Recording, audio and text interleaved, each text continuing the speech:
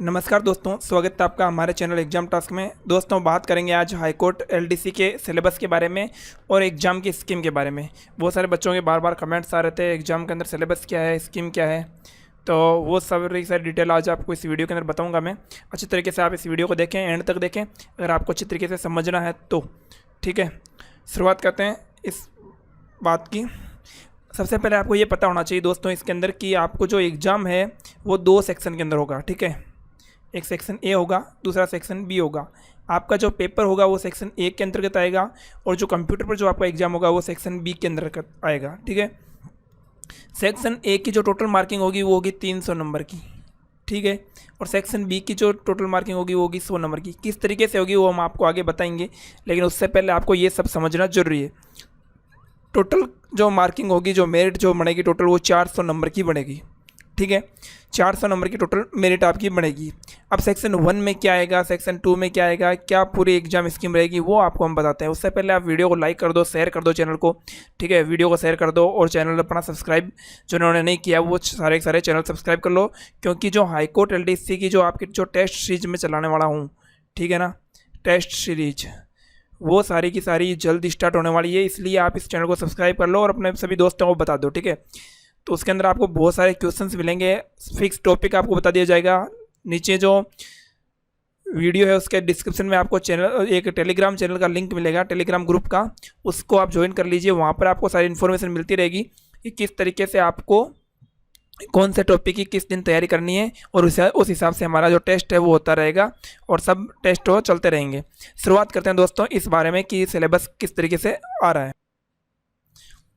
दोस्तों, बात करते हैं सेक्शन 1 की। सेक्शन 1 के अंदर क्या होगा, हमारा जो पेपर है वो होगा, पेपर के अंदर 300 नंबर का टोटल पेपर होगा और इसके अंदर कितने भाग होंगे, हमारे 3 भाग होंगे। कौन कौन सा, एक होगा पार्ट 1 हिंदी, इसके अलावा होगा पार्ट इंग्लिश का। ठीक है, इसके अलावा होगा जनरल नॉलेज का। अब इसमें क्या क्या आएंगे वो अपन बाद में डिटेल बात करेंगे, लेकिन पहले हम स्कीम की बात करते हैं। तो जो हिंदी के अंदर जो होंगे वो टोटल 100 नंबर के क्वेश्चन होंगे, इंग्लिश के भी 100 नंबर के होंगे और जीके के भी आपके 100 नंबर के टोटल क्वेश्चन होंगे, जिसमें से मिनिमम आपको 120 नंबर लाना जरूरी है SC ST के कैंडिडेट है तो। और अगर आप SC ST के अलावा अगर OBC है या आप जनरल है या आप MBC है, ठीक है, तो आपको 135 नंबर मिनिमम लाना जरूरी है। ठीक है, 2 घंटे का आपका टाइमिंग रहेगा इसके अंदर कि आपको 2 घंटे के अंदर ये पूरा पेपर करना होगा। ठीक है, 300 नंबर का पेपर होगा टोटल। ठीक है ना, आगे बात करते हैं आगे क्या है सिलेबस के अंदर। ठीक है, और हर एक भाग के अंदर 50 मल्टीपल चॉइस क्वेश्चन रहेंगे। ठीक है ना, जिसका हर एक क्वेश्चन का नंबर कितना होगा, 2 नंबर। अगर आप एक क्वेश्चन सही करते हैं तो आपको 2 नंबर मिलेगा। ठीक है ना, ओके। और इसके अंदर सबसे बड़ी बात जो आपको देखने को मिलेगी वो मिलेगी क्या, नॉन नेगेटिव मार्किंग। यानी अगर आप कोई भी क्वेश्चन गलत करते हैं तो आपका कोई भी नंबर नहीं कटेगा, यानी नेगेटिव मार्किंग नहीं है। ये आपका सबसे प्लस पॉइंट रहेगा। ठीक है, तो आपको सारे के सारे क्वेश्चन अटेंड करने हैं, कोई भी क्वेश्चन आपको छोड़ना नहीं है, ये आपका प्लस पॉइंट है इसके अंदर। अगर आप सारे के सारे क्वेश्चन अटेंड करोगे तो हो सकता है 4 क्वेश्चन आपके तुक्के से भी सही हो जाए और आप मेरिट के अंदर आ जाओ। ठीक है, तो ये आपको ध्यान में रखना है कि आपको सारे क्वेश्चन अटेंड करने हैं, कोई भी क्वेश्चन छोड़ना नहीं है, क्योंकि आपके इसके अंदर क्या है, नो नेगेटिव मार्किंग है, साफ लिखा गया। ठीक है ना, और 2 नंबर का हर एक क्वेश्चन होगा।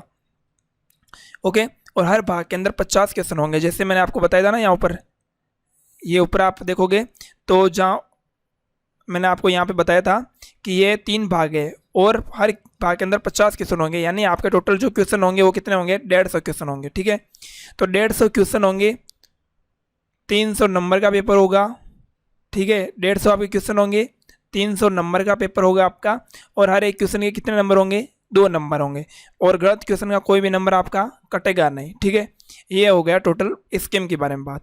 अब बात करते हैं सिलेबस की। इस पेपर के सिलेबस में, सिलेबस में हिंदी का जो सिलेबस है वो है आपका कौन सा, ये संधि समास, ये सारे के सारे जो टॉपिक इसके अंदर बता रखे हैं, इसके अंदर डिटेल सिलेबस पूरा आपको बता रखा है, तो ये सारे के सारे आपको पढ़ने हैं। ठीक है ना, हिंदी का सिलेबस के अंदर ये सारे के सारे आएंगे। ठीक है, ये आपको ध्यान रखना। देखो, एक पत्र लेखन इसके अंदर नहीं है, ये भी आप ध्यान रखें, पत्र लेखन इसमें नहीं है आपका। ठीक है, तो पत्र लेखन आपको नहीं पढ़ना। ठीक है ना, लोकोक्तियाँ मुहावरे पढ़ने हैं, सार्थक शब्द वगैरह, वाक्य शुद्धि, शब्द शुद्धि, ये सारे के सारे आपको पढ़ने हैं। शब्द शुद्धि का बहुत इंपॉर्टेंट है, आपको ध्यान में रखना, बहुत ही ज़्यादा ध्यान में रखना। ठीक है ना, इसके अलावा संधि समास है, ये तो सब आप पढ़ते ही हैं नॉर्मली, लेकिन शब्द संधि जो शब्द शुद्धि है और वाक्य शुद्धि है ये बहुत इंपॉर्टेंट है। मोस्टली जो स्टूडेंट है वो वाक्य शुद्धि ही गलत करके आते हैं। ओके दोस्तों, इसके बाद हम बात करेंगे इंग्लिश की। ठीक है, अब हिंदी के लिए आपको कौन सी बुक पढ़नी चाहिए ये मैं आपको अगले वीडियो में बताऊंगा कि किस सब्जेक्ट के लिए कौन सी बुक बेस्ट है। जो कौन कौन सी बुक आपको पढ़नी है, किस सब्जेक्ट के लिए क्या आपको पढ़ना है, जो मटेरियल है उसके बारे में आपको अगले वीडियो में बताऊंगा। लेकिन इस वीडियो में हम ओनली बात करेंगे सिलेबस के बारे में। अगले की हम बात करें तो इंग्लिश की। इंग्लिश के अंदर आपका क्या है दोस्तों कि जो सारे के सारे जितने टॉपिक हैं वो आपको इसके अंदर डिटेल से बता रखे हैं। जैसे इम्प्रूवमेंट ऑफ सेंटेंस, ठीक है, टेंस है, ठीक है, सीक्वेंस ऑफ टेंस, इसके अलावा एक्टिव वॉइस पैसिव वॉइस है, डायरेक्ट इनडायरेक्ट है, ठीक है ना, ये सारे के सारे सिनोनिम एंटोनिम्स भी है। जो आपको देखो मोस्टली इसके अंदर वोकैबुलरी आपकी कितनी यूजफुल आएगी वो आपको बता दूँ। देखो सिनोनिम एंटोनिम सारे वोकैबुलरी से कंप्लीट होंगे। इसके अलावा वन वर्ड है, परफिक्स सरफिक्स है, कंफ्यूजेबल वर्ड है, ईडियम फ्रेज है, ये सारे के सारे वोकैबुलरी है एक तरीके से देखा जाए तो। ठीक है ना, तो इसके लिए कोई भी आप वोकेब की जो क्लास वगैरह होती है वो आप स्टार्ट कर सकते हैं। और भी आपको क्या क्या है, किस तरीके से आपको पढ़ना है, वो सारी जानकारी मैं आपको अगले वीडियो में बताऊंगा कि आपको किस टॉपिक के लिए क्या चीज़ और कहाँ से पढ़नी है, जिससे आप अपनी सफलता निश्चित कर सकते हैं। आगे हम बात करेंगे जनरल नॉलेज के बारे में। सबको बच्चों के यही क्वेश्चन सबसे ज़्यादा डाउटफुल जो आ रहा है वो यही आ रहा है कि जनरल नॉलेज में क्या पढ़े। तो देखो सबसे पहला टॉपिक तो करंट अफेयर दे रखा है, तो करंट अफेयर तो आपको पढ़ना ही है। ठीक है, इसके लिए आप अभी से या तो क्रोनोलॉजी है, राजस्थान पत्रिका अखबार है, कोई भी जितने भी अखबार आप कहते हैं उनमें से जो अखबार है उन पर ज़्यादा फोकस करो, न्यूज़ पे फोकस करो और क्रोनोलॉजी वगैरह पढ़ते रहो। ठीक है ना, इसके अलावा और भी करंट अफेयर की बहुत सारी किताबें आती हैं, हम आपको अगले वीडियो में और बताएंगे, खास डिटेल बताएंगे कि और क्या क्या पढ़ना, लेकिन करंट अफेयर आपको तैयार करना। ठीक है, अब करंट अफेयर के साथ में एक होता है स्टैटिक जीके। स्टैटिक जीके का भी आपको बहुत ध्यान रखना है, क्योंकि करंट अफेयर जहाँ करंट अफेयर आएगा वहाँ 2 से 3 सवाल स्टैटिक जीके के आ सकते हैं। इसमें कोई भी दोहराई वाली बात नहीं है। जो ऐसे होंगे कॉमन होंगे, ठीक है ना, जो क्या होंगे कॉमन होंगे, वो करंट अफेयर के भी हो सकते हैं और मतलब स्टैटिक जीके दोनों के अंदर काउंट किए जाते हैं। ठीक है ना, तो आपको स्टैटिक जीके पर भी ध्यान देना अपना। ठीक है ना, करंट अफेयर और स्टैटिक जीके पर भी। ऐसा नहीं है कि आप स्टैटिक जीके को छोड़ दो और इससे ऐसा हो कि करंट अफेयर के अंदर कोई बहुत सारे क्वेश्चन ऐसे बन जाते हैं, 1-2 क्वेश्चन जो स्टैटिक जीके के भी होते हैं और करंट अफेयर के भी बन जाते हैं कई बार, तो उन पे आपको ध्यान में रखना। ठीक है ना, अब बात करते हैं जैसे दूसरा टॉपिक है, तो इसके अंदर क्या है ज्योग्राफी। तो राजस्थान की आपको क्या पढ़नी है, ज्योग्राफी पढ़नी है, ओनली राजस्थान की ज्योग्राफी। ठीक है ना, इसके अलावा नेचुरल रिसोर्सेज। नेचुरल रिसोर्सेज का मतलब होता है प्राकृतिक संपदा। क्या है, प्राकृतिक संपदा, जैसे खनिज, ठीक है ना, पेट्रोलियम वगैरह सारे है ना, खनिज वगैरह है, ये है। इसके अलावा कहाँ से कौन से चीज़ें जैसे फसलें वगैरह है वो कौन से कहाँ पर होती है, क्या है, ये सारा का सारा क्या है प्राकृतिक रिसोर्सेज, यानी नेचुरल जो रिसोर्सेज है वो अपन को सारे पढ़ने हैं। ये इंपॉर्टेंट आपको ध्यान रखना। ज्योग्राफी तो आपको पढ़नी ही पढ़नी है। ठीक है ना, इसके अलावा हिस्ट्री पढ़नी है राजस्थान की, अपन को राजस्थान की हिस्ट्री पढ़नी है, जिसके अंदर क्या होंगे जैसे जो सभ्यताएं वगैरह है वो होगी।